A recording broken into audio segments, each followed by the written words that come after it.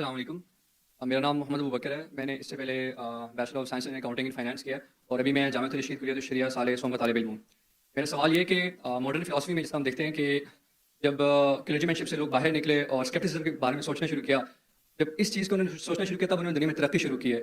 اور ہمارے جس طرح کہ آپ نے ابھی تھوڑی دیر پہلے ٹیکنالوجی کی اتنی زیادہ اہمیت کا بیان کی ہے، ہم لوگ ابھی تک اسی چیز میں پھنسے ہیں۔ اور سیکنڈلی جب کہ ہماری اسلام میں بہت ساری تھاٹس ایسی ہوتی ہیں جو پری ڈیٹرمنڈ ہوتی ہیں، تو پہلے سے پری ڈیٹرمنڈ تھاٹس کو لے کے میں ایک تخلیقی ذہن کیسے رکھ سکتا ہوں؟ اور چونکہ ہمارے ہاں ابھی تک ایسی ٹیکنالوجیکل انوویشن نہیں ہوئی، جب وہ انوویشن نہیں ہوئی تو میں جو بھی کوئی نیا اقدام اٹھانے جاتا ہوں یا قدم اٹھانے جاتا ہوں اس کے بارے میں پہلے سے یہ آ جاتا ہے کہ فلاں چیز حرام ہے، فلاں چیز حرام ہے، فلاں چیز حرام ہے۔ تو اس چیز کو مد نظر رکھتے ہوئے ہم دنیا میں ترقی کیسے کریں گے؟ بہت شکریہ۔ بھائی صاحب کا اچھا سوال ہے۔ وہ کہہ رہے ہیں کہ جب ہم ٹیکنالوجی کا استعمال کرتے ہیں ہم دیکھتے ہیں کہ کتنی ترقی کرتے ہیں، لیکن جب نئی جدید ٹیکنالوجی کا استعمال کرتے ہیں فتوے لگتے ہیں حرام ہے، صحیح ہے، نہیں ہے، غلط ہے۔ اگر آپ دیکھیں گے سائنٹیفک ہسٹری کو، جو 8th سینچری 9th سینچری 8ویں صدی 9ویں صدی ویسٹرنرز کہتے تھے ڈارک ایجز، مطلب اندھیرا کا دور۔ تو کون کہتے ہیں؟ یوروپین کہتے ہیں کہ ڈارک ایجز، اندھیرے کا دور۔ لیکن اگر آپ ہسٹری پڑھیں گے تو مسلمان چوٹی پہ تھے، اور اس پہ تقریر دیا میں نے 8ویں صدی 9ویں صدی میں جب ویسٹرنرز کہتے تھے ڈارک ایجز، ہم دنیا میں ترقی نہیں کرے، اس ٹائم اگر آپ کو سائنس کے بارے میں سائنٹسٹ بننا ہے تو آپ کو عربی جاننا فرض ہوتا تھا۔ تو کئی غیر مسلم سائنس کی تحقیق کرنے کے لیے عربی سیکھتے تھے۔ اور آپ اگر جائیں گے اور میری پوری تقریر سنیں گے تو father of chemistry, who the father of chemistry کون ہے؟ گیبر ویسٹرن نام، جابر ہے، جابر ابن حیان۔ اس نے یہ جو الکوہل ہے، یہ الکوہل لفظ کدھر سے ہے؟ الکوہل جو شراب، الکوہل OH کدھر سے ہے؟ عربی لفظ سے الگل۔ ٹریگنومیٹری کو اس نے ایجاد کیا، مسلمان۔ آپ دیکھیں گے ابن سینا، ابن سینا، میڈیکل بک رازی، لسٹ آپ کو ملیں گے 8ویں 9ویں 10ویں صدی میں جو ہمارے سائنٹسٹ تھے۔ میڈیکل اسمال پاکس کا ایجاد کس نے کیا؟ ٹریٹمنٹ کس نے کیا؟ بکس، قانون، ڈاکٹر کے لیے قانون کی 2 والیوم جو تھے وہ آپ کو پڑھنا ہی چاہیے ڈاکٹر بننے کے لیے۔ لیکن ابھی کیا ہو گیا؟ ہم ترقی نہیں کرے۔ کیوں؟ پہلے ہم قرآن اور حدیث کے قریب تھے۔ جب قرآن اور حدیث کے قریب تھے ہم دنیا کے چوٹی پہ تھے، تعداد میں کم تھے۔ ابھی تعداد میں تو زیادہ ہے، 25%، 2 بلین، جھاگ کی طرح۔ اللہ کے رسول کہتے ہیں جھاگ کی طرح۔ کیا فائدہ؟ لوگ جھپٹنے کے لیے ڈرے، کیونکہ ہم قرآن اور حدیث کو دور جائیں، جتنا دور جائیں گے اتنا ہم دنیا میں بھی نیچے جائیں گے۔ تو اگر ہم قرآن پہ اور ریسرچ کریں اور وہ علماء کی بات مانیں جو صحیح ہے بنسبت حرام قبول ہونا چاہیے، ہم شریعہ کو فالو کرنا چاہیے، جو علماء فتویٰ دیتے اسے ماننا چاہیے۔ لیکن کوئی بھی صحیح علماء کبھی بھی ٹیکنالوجی سے آپ کو روکے گا نہیں۔ صحیح علماء کبھی نہیں روکے گا۔ اگر کچھ غلط ہے روکے گا، ربا غلط ہے، ربا کے بنا دھندا نہیں کرتے تو بیوقوف لوگ جو بولتے ہیں۔ جتنے ٹاپ 500 ورلڈ کی companies all are debt free ہے، ٹاپ کمپنیز۔ تو جو ہر ایک فن میں الگ عالم ہے۔ آج کی تاریخ میں اسلامک اکنامکس میں نمبر 1 ہے مفتی تقی عثمانی، نمبر 1 دنیا میں۔ آپ کے وہ اسلامک اکنامکس کے ماہر ہے۔ اور حامد حسن جس نے میں نے کہا تھا ان کا انتقال ہو گیا، انہوں نے قائم کی تھی اسلامک یونیورسٹی اسلام آباد میں۔ ماشاءاللہ ان کے بہت قریب تک کافی گھنٹے گزارے اسلامک اکنامک بات کرنے۔ ماشاءاللہ مفتی تقی عثمانی کے ساتھ بھی میں نے کافی وقت گزارے۔ یہ لوگ اسلامک اکنامک ماہر ہیں۔ ابھی کوئی دوسرا فتویٰ بولے گا حرام حلال، ارے بھائی آپ کے پاس ہے کوئی دلیل؟ اور حنفی فقہ جو ہے اسلامک اکنامکس میں بیسٹ فقہ ہے، جو حنفی علماء نے جو کی ہے تحقیق ان اسلامک اکنامکس، اس لیے مفتی تقی عثمانی کی عزت سب جگہ ہے دنیا میں۔ لیکن سعودی جائیں گے تو عزت ہے، یہ سچ ہے بھائی، میں کبھی ڈرتا نہیں سچ بات کر رہا۔ کیوں میں ان کو پریس کیا؟ چاروں ائمہ کی عزت کرتا ہوں میں۔ تو ہمیں یہ دیکھنا چاہیے۔ لیکن ایک بات میں کہوں گا نہیں ہو کہ پاکستان میں اور اسلام ہونا چاہیے، مفتی تقی عثمانی صاحب ہے ادھر، لیکن ملیشیا میں ابھی ملیشیا کمپٹیشن نہیں ہو رہا ہے، نہیں تو آپ بڑے آفس سے ویڈیو وائرل رہے گا نہیں، لیکن ملیشیا پاکستان کو کوئی اعتراض نہیں لے گا، انڈیا پاکستان میں اعتراض ہوتا ہے تو ملیشیا کا بول سکتا ہوں مفتی صاحب۔ ملیشیا میں جو پریکٹیکل اسلامک بینکنگ ہے بہت اچھی ہے، وہاں نمبر 2 شیخ داؤد بکر وہ نمبر 2 آتے ہیں وہ ملیشیا میں۔ لیکن پریکٹیکل اسلامک بینکنگ جو ملیشیا میں وہ اور عام ہے۔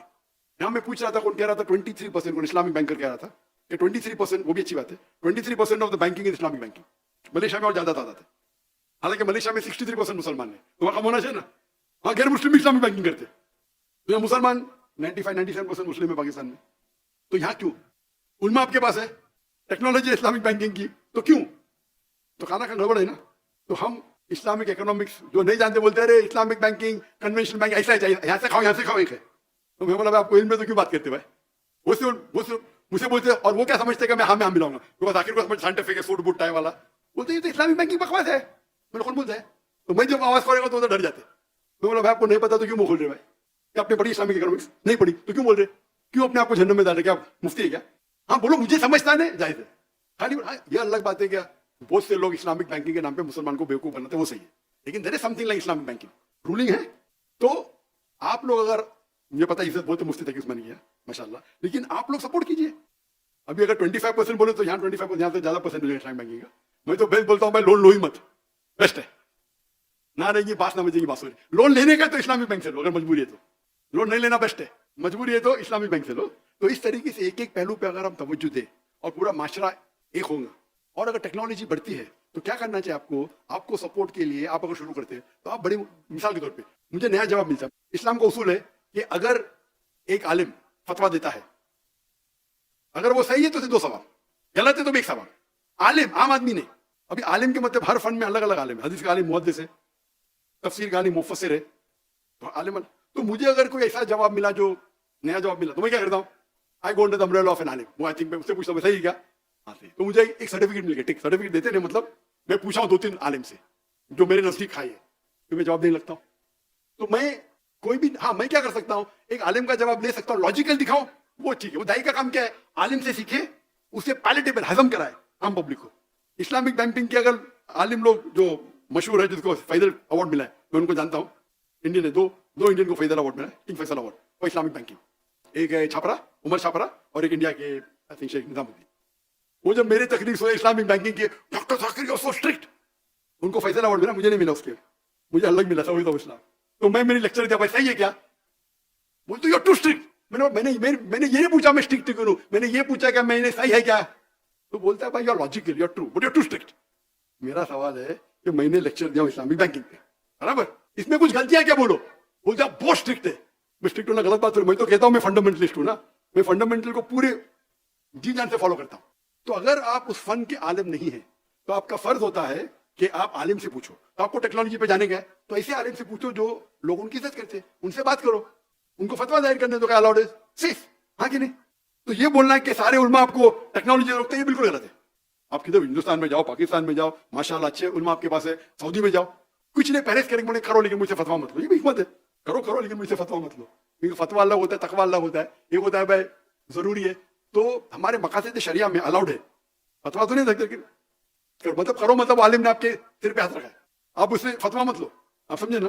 तो कुछ ऐसे पेचीदा सवाल होते हैं दावती मैदान में, तो आपको जरूरी है कि जो उस फन का माहिर है, मेडिकल कुछ किया तो ऐसे आलिम से पूछो जो मेडिकल डॉक्टर भी है और शरिया भी जानता है, आप समझे।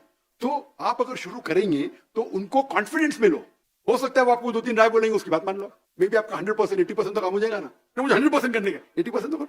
तो इस तरीके से हमें साथ में लेके चलना है, इंशाल्लाह अल्लाह आपके साथ होगा। Hope that's the question.